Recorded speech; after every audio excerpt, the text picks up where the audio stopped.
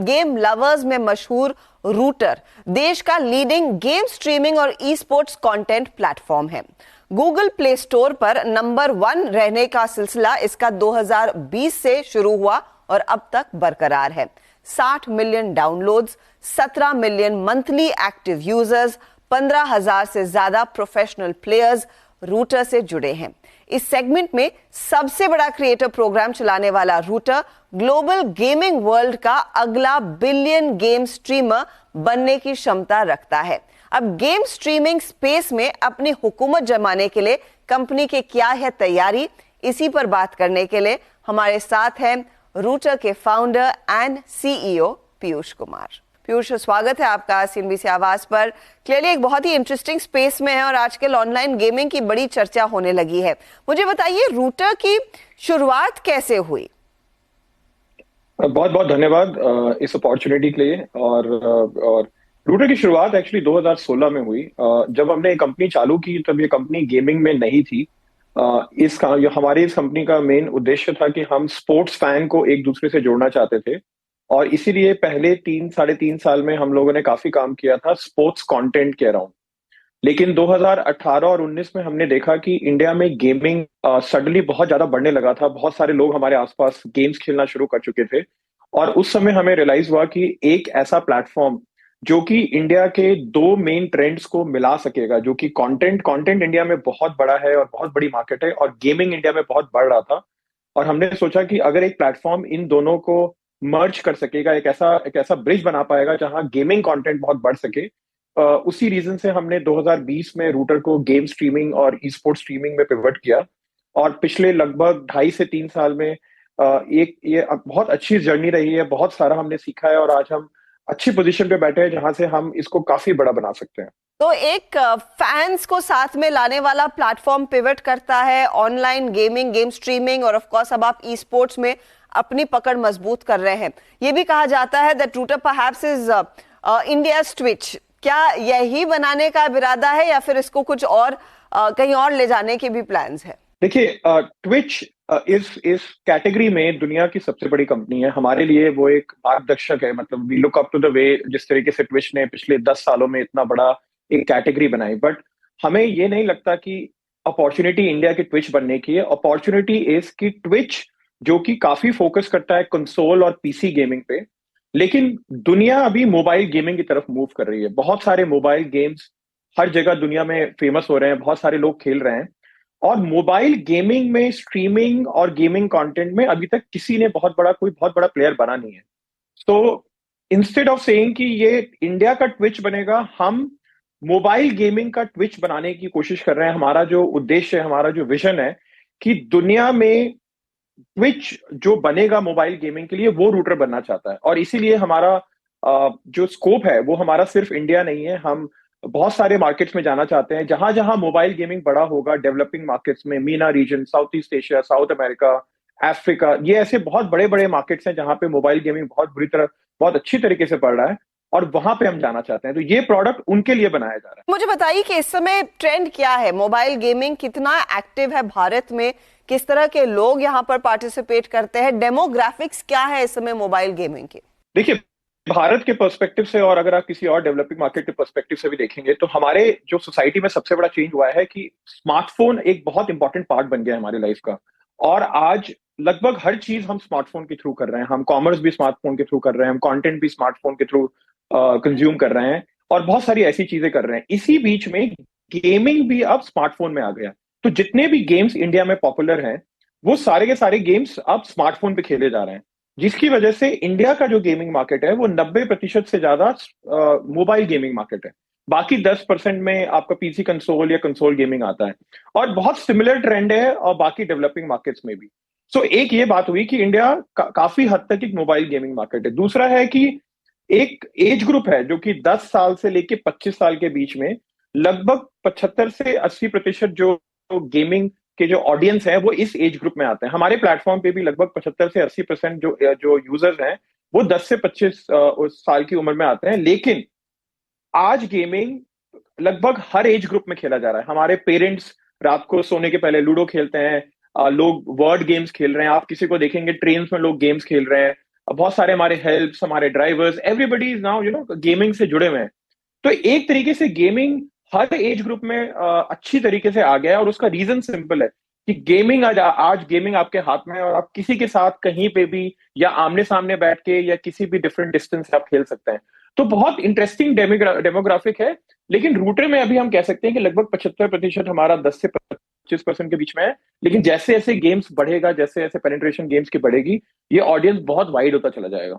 अच्छा, ये लोग जो इस समय ऑनलाइन गेमिंग में दिलचस्पी दिखा रहे हैं या फिर और पार्टिसिपेट कर रहे हैं, क्या ये प्राइमरीली मेट्रोस की कहानी है या फिर छोटे शहरों में भी अच्छा खासा पिकअप देखने को मिला है? नो, आई अंडरस्टैंड लूडो, स्क्रैबल, अन्य गेम्स और लॉकडाउन के समय हम सब ने खेला है, but there is a category of very serious gamers.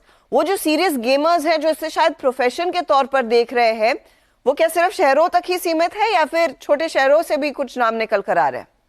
नहीं नहीं, बहुत इंटरेस्टिंग सवाल आपने पूछा है। इनफैक्ट बहुत सरप्राइजिंग है कि गेमिंग इक्वली डिवाइडेड है अभी टीयर 1, टीयर 2 और टीयर 3 के बीच में। अ, बहुत सारे अच्छे प्लेयर्स जो जो ई स्पोर्ट्स टीम्स के लिए खेल रहे हैं दुनिया में, अपनी टीम्स का नाम रोशन कर रहे हैं, इंडिया का नाम रोशन कर रहे हैं, वो बहुत छोटे शहरों से हैं। वो अलग बात है कि आज के डेट में जब एक कोई बहुत बड़ी ई स्पोर्ट्स टीम जैसे गॉड लाइक और ओरंगुटान, ये टीम्स हमारे साथ जुड़ी हुई हैं, हमारे साथ एक्सक्लूसिवली जुड़ी हुई हैं, इनके टीम्स में बहुत सारे ऐसे प्लेयर्स हैं जो कि छोटे शहरों से आए हैं, लेकिन आज उनकी ट्रेनिंग, आज उनका जो कैंप है वो बॉम्बे में है या बड़े सिटीज में है। लेकिन आज के डेट में अगर आप देखेंगे, बड़े बड़े स्ट्रीमर्स या बहुत सारे ई स्पोर्ट्स प्लेयर्स वो लगभग हर सिटी से आ रहे हैं, और इंडिया के हर कोने से आ रहे हैं। और सबसे अच्छी बात यह है कि अब जब 5G सर्विसेज आ गई हैं, जिसकी वजह से गेमिंग को बहुत बड़ा बढ़ोतरी मिलेगी, क्योंकि लेटेंसी कम हो जाएगी, ई स्पोर्ट्स टूर्नामेंट्स में एक लेवल फील्ड आ जाएगा, बहुत सारी रीजंस की वजह से अब गेमिंग और ज्यादा फैल जाएगा from top cities to different cities. But to be honest, gaming बिल्कुल भी टॉप सिटीज का नहीं है। गेमिंग एक ऐसी चीज है जो कि सोशल मीडिया की तरह काफी हद तक हमारे सोसाइटी में अच्छी तरीके से फैल गया है, और लोग इसको सिर्फ एक हॉबी की तरह नहीं देख रहे हैं, इसको एक बहुत बड़े करियर की तरीके से देख रहे हैं। और people and now people are realising कि इससे वो काफी अच्छा सक्सेसफुल करियर बना सकते हैं। तो बेसिकली आपका प्लेटफॉर्म फिर प्राइमरीली इन सब लोगों को एक जगह दे रहा है जहां पर वो एक दूसरे से बात कर सकते हैं, एक दूसरे से एंगेज कर सकते हैं। ये बताइए, जब इतने सारे लोग आपके साथ जुड़ रहे हैं, आपके प्लेटफॉर्म पर जुड़ रहे हैं, आपकी कंपनी पैसे कैसे बनाती है? How do you really make the money? कैसे मोनेटाइज कर रहे हैं इन डेली एक्टिव यूजर्स को या फिर जो लोगों ने आपके प्लेटफॉर्म को डाउनलोड किया हुआ है? देखिए, मोनेटाइजेशन हमारी कंपनी का सबसे इंपॉर्टेंट ऑब्जेक्टिव है। हमें लगता है कि अगर आप ट्विच देखें आज के डेट में, पहले हम आपको ट्विच के बारे में बताते हैं जिससे हम काफी सीखते हैं। ट्विच ने पिछले 3 साल में अपना रेवेन्यू लगभग 3 गुना किया है। $2.6 बिलियन ट्विच का रेवेन्यू था 2021 में, जो कि वो सिर्फ लगभग 130 से 150 मिलियन मंथली एक्टिव यूजर से बनाते हैं। इसका मतलब है कि जो ट्विच का रेवेन्यू पर मंथली एक्टिव यूजर है वो टिकटॉक का 5 गुना ज्यादा है। इससे आपको एक अंदाजा मिलेगा कि गेमिंग का जो यूजर है वो बहुत मोनेटाइजेबल यूजर है। इसी तरीके से ये चीज हमने बहुत पहले सीख ली थी कि इस जर्नी मोनेटाइजेशन को आप एक दिन शुरू नहीं कर सकते, इसके लिए आपको साल 2 साल लगातार सीखना पड़ेगा। इसीलिए हमने 2021 से मोनेटाइजेशन शुरू किया था। 2022 में हमारा रेवेन्यू 3 गुना बढ़ा, और आज लगभग हम जिसको कहते हैं 5 मिलियन ARR पे हम लगभग हैं, जिसमें हम लगभग 3 करोड़ महीने का रेवेन्यू कमाते हैं। और इस साल 2023 में हम इस रेवेन्यू को दोबारा 3 गुना बढ़ाएंगे। और तो इस तरीके से हमारा रेवेन्यू प्रोजेक्शन अभी बहुत पॉजिटिव है। हमारी बहुत सारे ब्रांड्स, बहुत सारे एजेंसीज, बहुत सारे लोगों के साथ आज के डेट में हम काम कर रहे हैं, और आप देखेंगे बहुत बड़े बड़े ब्रांड ऑलरेडी रूटर पे 2022 में आए थे, और उनसे भी बड़े और काफी सारे डिफरेंट ब्रांड्स अभी 2023 में भी रूटर पे आएंगे। लेकिन आपने पूछा कि किस तरीके से हम रेवेन्यू कमाते हैं, तो हम रेवेन्यू को 2 तरीके से देखते हैं। एक देखते हैं जो रेवेन्यू हमारे ब्रांड्स के थ्रू आए, जिसमें ब्रांड्स अपने टारगेट ऑडियंस को रीच करने के लिए रूटर की मदद लें। और दूसरा रेवेन्यू होता है कॉमर्स, जिसमें कि रूटर पे जितने लोग इतना टाइम स्पेंड कर रहे हैं, हम कैसे उनको एक कॉमर्स की अपॉर्चुनिटी दे सकते हैं। सो ब्रांड्स के लिए बहुत सिंपल है, एडवर्टाइजिंग, एक हम कहते हैं परफॉर्मेंस मार्केटिंग, जिसमें कि एप्स डाउनलोड हमसे लेते हैं और उसके लिए हमें पैसे देते हैं। इन्फ्लुएंसर मार्केटिंग, जिसमें हमारे सारे क्रिएटर्स और स्ट्रीमर्स ब्रांड के थ्रू पैसा कमाते हैं और उसमें हमारा भी एक रेवेन्यू शेयर होता है। और बहुत सारे हम content IPs, e sports tournament करते हैं। तो ये हो गया हमारा ब्रांड का रेवेन्यू। सो 4 सोर्सेज हैं जिसके थ्रू हम ब्रांड्स के थ्रू रेवेन्यू करते हैं। और आज की डेट में आप कह सकते हैं कि लगभग आप हर तरीके के बड़े या छोटे ब्रांड रूटर पे देखेंगे 2023 में, काफी सारे 2022 में ऑलरेडी आ चुके हैं। यूजर रेवेन्यू के पर्सपेक्टिव से रूटर पे एक स्टोर है जिसमें आप रूटर का एक करेंसी है डायमंड, वो डाउनलोड कर सकते हैं, वहां से खरीद सकते हैं और उसको आप गिफ्ट कर सकते हैं स्ट्रीमर को। तो अगर एक स्ट्रीमर आपको बहुत अच्छा लग रहा है उसका कंटेंट, तो आप उसको गिफ्ट करेंगे और उस कॉमर्स में हम पैसे कमाते हैं। लेकिन मोस्ट इंपॉर्टेंटली 2023 में आप देखेंगे कि हम बहुत सारी कैटेगरीज का कॉमर्स शुरू कर रहे हैं, विच मीन्स कि जब आप स्ट्रीम्स देखेंगे आपको वहां पर एक कैटेगरी या एक प्रोडक्ट खरीदने का ऑप्शन मिलेगा वहीं पे, और उस तरीके से रूटर भी पैसे कमाएगा और जितने लोग रूटर पे कंटेंट बना रहे हैं वो भी उसका एक मार्जिन कमाएंगे। तो काफी सारी अपॉर्चुनिटीज ओपन हो रही हैं और हम बहुत एक्साइटेड है, बिकॉज हमें लगता है कि गेमर्स और या गेमिंग में रेवेन्यू बहुत बड़ा बन सकता है। इंडिया में ऑलरेडी $2.6 बिलियन है और आप कोई भी प्रोजेक्शन देख लीजिए, वो कह रहे हैं कि अगले 3 से 4 साल में ये ऑलमोस्ट $7 से $8 बिलियन का रेवेन्यू मार्केट बन जाएगा।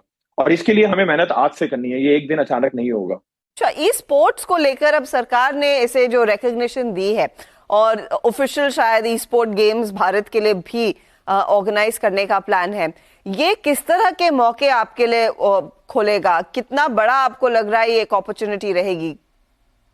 देखिए, ई स्पोर्ट्स में जो सरकार ने ये स्टेप लिया है, जो कि दिसंबर लास्ट वीक में अनाउंस हुआ था, हम बहुत एक्साइटेड हैं।